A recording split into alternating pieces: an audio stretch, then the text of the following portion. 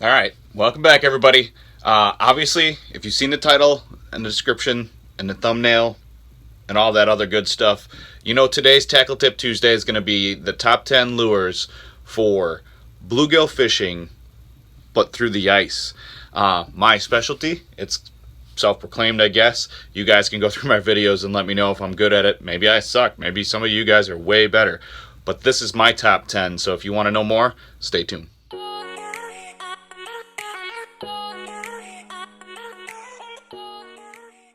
Okay, so I'm going to go over these guys right here with you guys.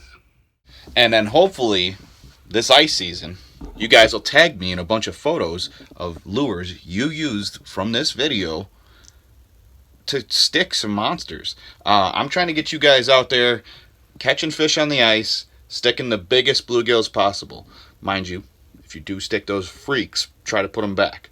Obviously, you can keep them if you want to. It's your decision as long as it's within the law.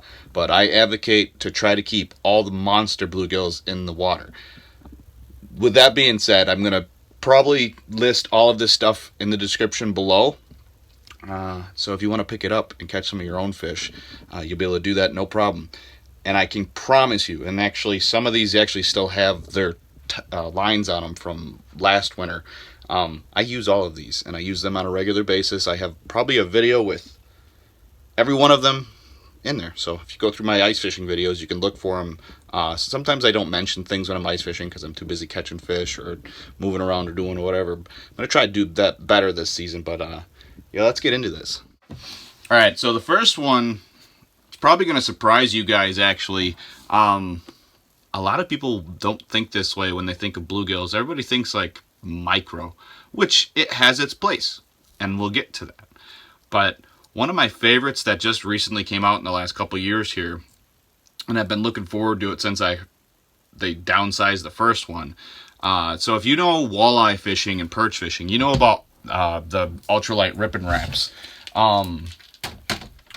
They've made them from, like, I think it's a size 7 and 6 to a 5, and then the newest one, like a couple years ago, was a 4, and I was all excited about that because the 4 is actually like a really good size for just about everything.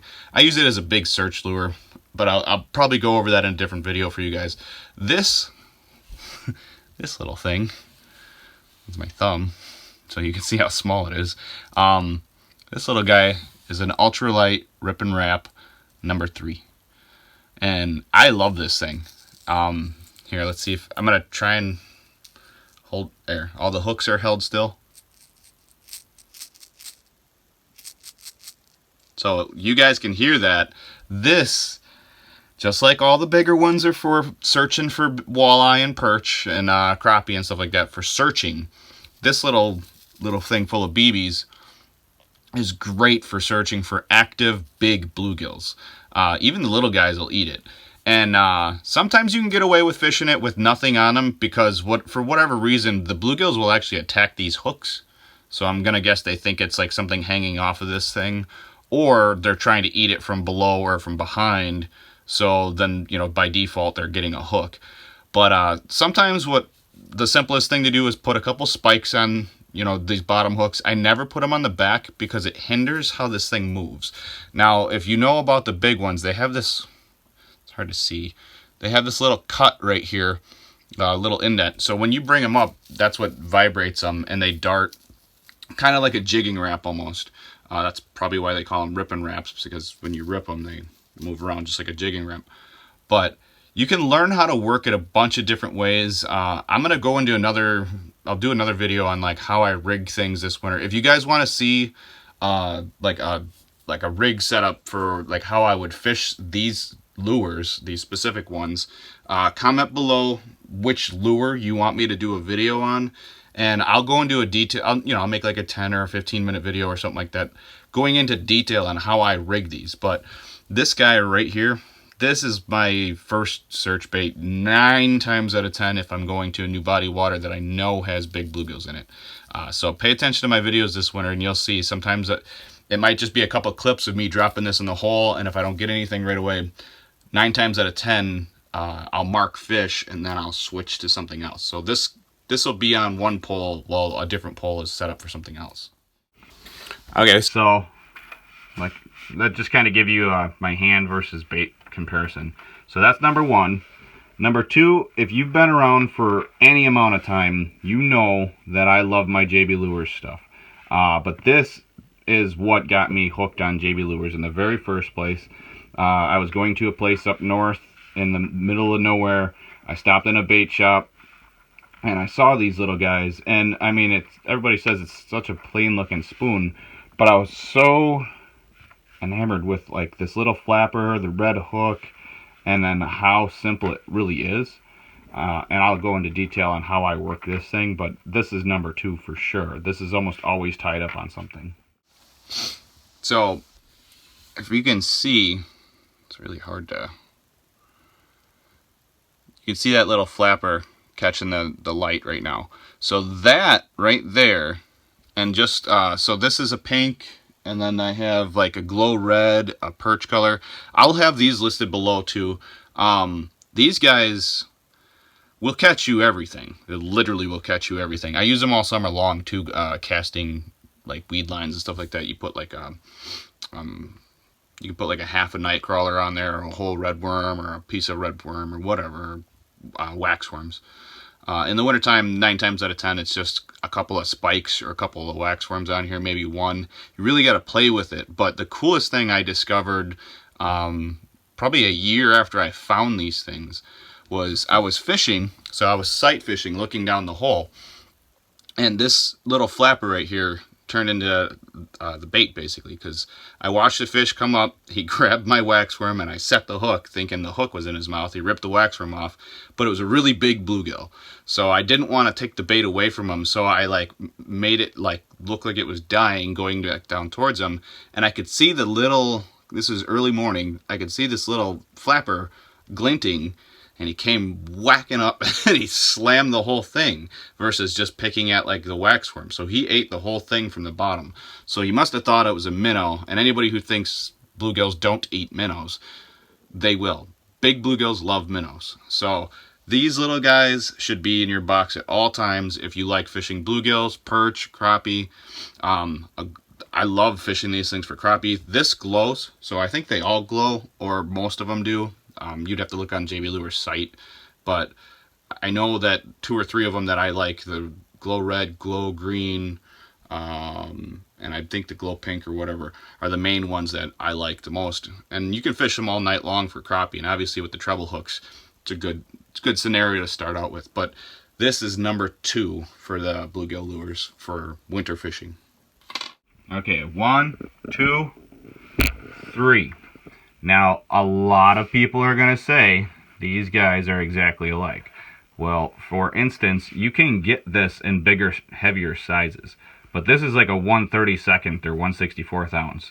And this is a Forage minnow. This is a UV color, so during the daytime it glows underwater. It's not a glow spoon, so it doesn't glow at night. But the way the paint reacts underwater is it kind of lights up due to the UV radiation or UV rays from the sun lighting it up.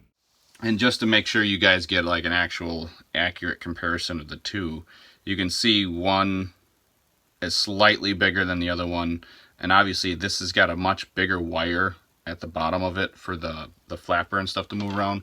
This one is just a D-ring, or whatever you call those, split ring. And it comes with the red hook like that. So this little guy right here, pink, chartreuse, what is it, UV blue. There's a bunch of different really good UV colors of this one. That's just another really good go-to because of size. So sometimes that JB Lures one, this guy is just a little bit too big, so they won't actually hit it. So you'll get a lot of missed strikes. In the wintertime, if you're not used to fishing for big bluegills, they become this like They're the most picky thing in the water column. I don't know any other fish that's more picky. I can get a 28-inch walleye to chomp things faster than I can get a 10-inch bluegill to go. And that is literally by default why they're so respected by me, is they are the most stubborn, intelligent, inspecting fish there is. Okay, 1, 2, 3, 4. Now, let's have this argument right now.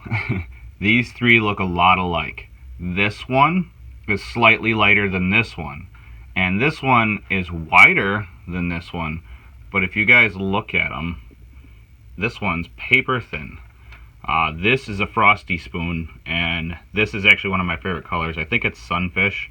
As you can see, it's got that light back. That's a glow, and that's a very, very bright glow, by the way.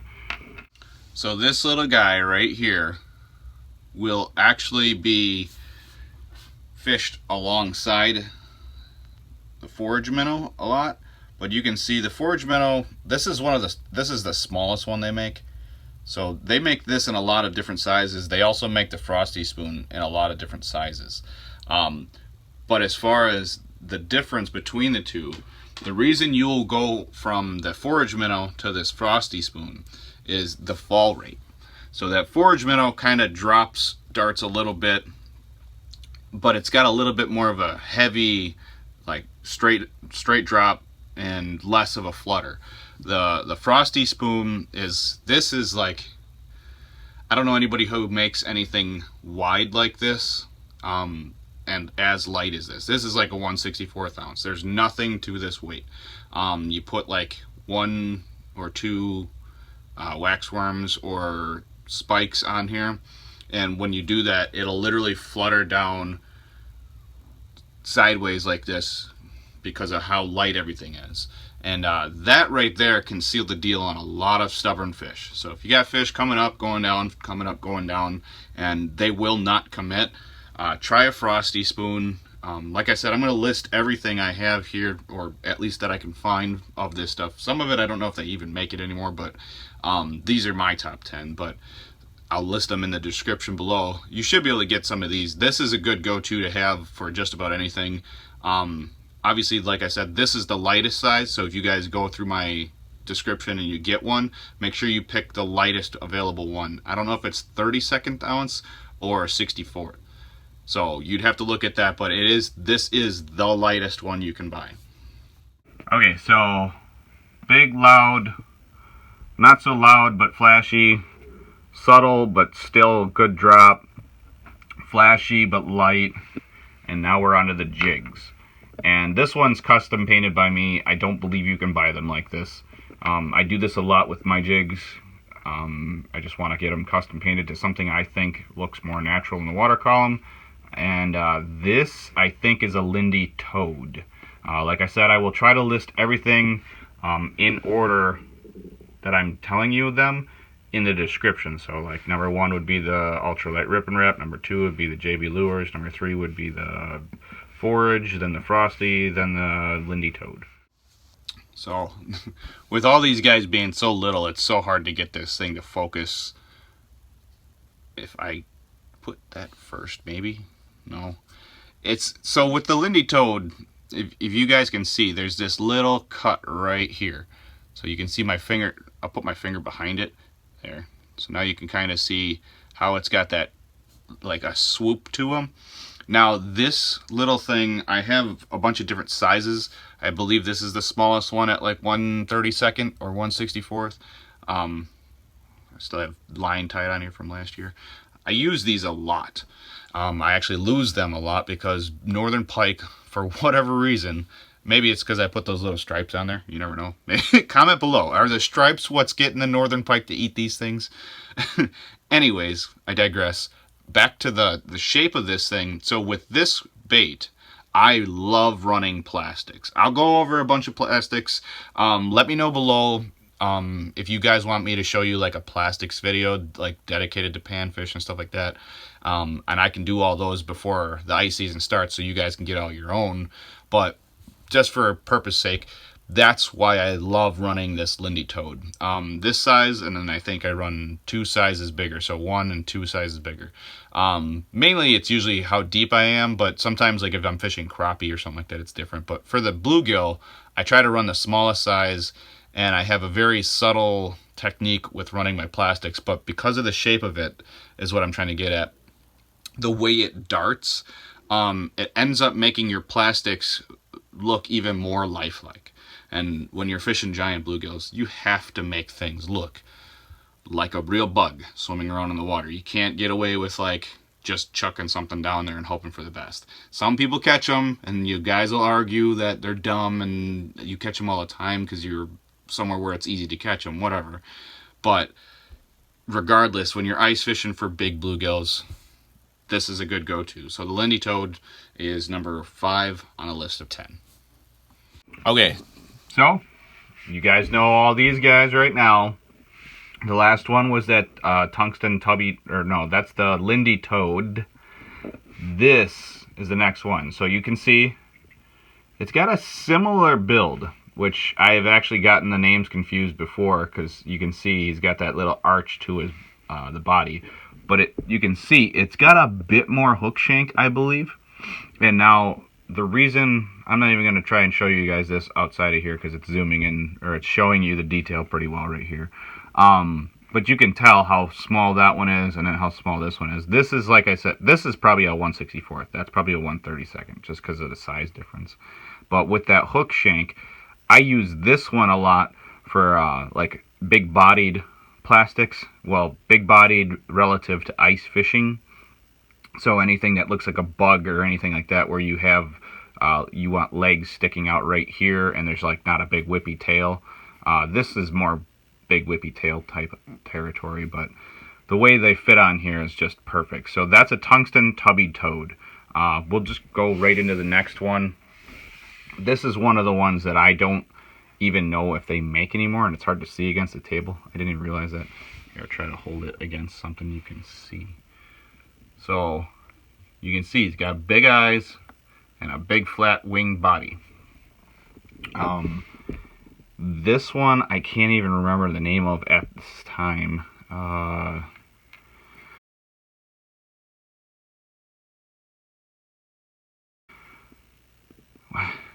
If you guys know the name of this one, comment below, and then I know I should be able to find it because I should be able to find out what the name is. If anything, I'll ask the bait shop. But this one is a glow underneath, and then I have pink, is it pink, green, red, and chartreuse. Those are the colors on this one. I can't remember the name ever. But if you guys see this one, this is just one of those lures that, because of the way it's shaped, it's a good darting motion. This one is a perfect candidate for like stupid stubborn fish. So you throw one waxworm or one or even 2 spikes off the back of that thing, and the way it jumps around underwater because of the way it's shaped, I can guarantee you'll catch fish that are a lot more negative, that, you know, don't really want to mess with any of these. They'll come in and smack this thing because it looks just like a bug. Identical. So that's a hard one to pass up. Okay, since these guys are showing up better down here, I'm literally just going to show you them up close like this and try and get the details. This, some of you guys will understand, is, I think this one's the Marmuska, but I'm not 100% positive. I do know it's like a 3 or a 4 mil jig, tungsten. This one's 100% tungsten. So I believe that's tungsten. That one is lead. That's a Tungsten Tubby. And then I think the Lindy Toad is tungsten. So I think these 3 are tungsten. They drop faster, but that's why I get them in the shapes that I have them in. Obviously, when you're getting down to this small, then it's just a matter of getting that little tiny jig to drop down there fast enough to catch the fish that are underneath you. Tungsten comes in handy. This is my favorite color pattern. It's like a glow perch, but it's just one of those. It's one of those jigs that just has always produced. I either do that or that color or that size in pink. I'm just gonna go right into this guy. If you know what it is, you're lucky. And unfortunately, I don't know if they make any more of these. I think they were gonna make the Tungsten line of them.